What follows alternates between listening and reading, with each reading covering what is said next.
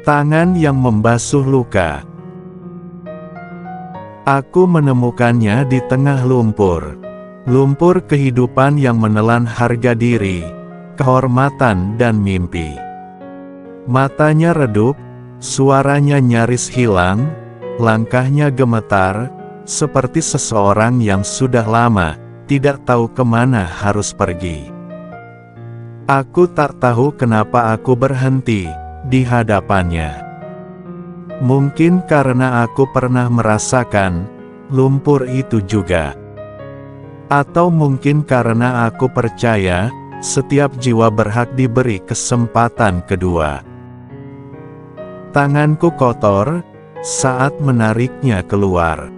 Bukan sekadar menarik, tapi memeluk tubuhnya yang gemetar.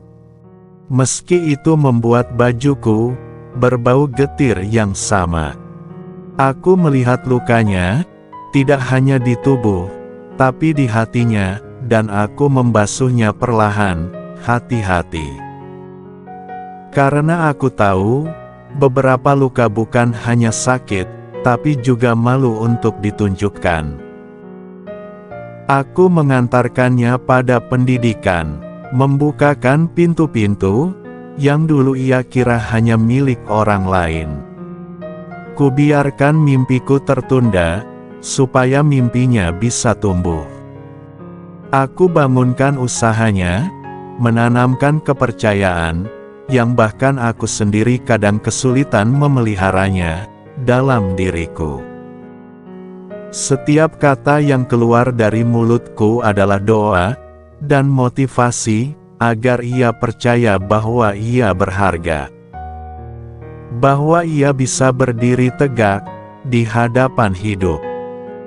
Dan ia tumbuh.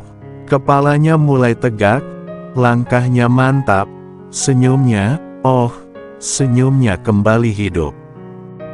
Aku senang, aku bangga, aku bahagia. Aku pikir inilah tujuan akhirnya, melihatnya berdiri tanpa takut lagi. Tapi ternyata, aku lupa satu hal. Sayap yang kupasang padanya, bukan hanya untuk terbang menuju mimpi, tapi juga bisa membawanya jauh dariku. Hari itu ia pergi. Tidak ada pelukan terakhir. Tidak ada terima kasih.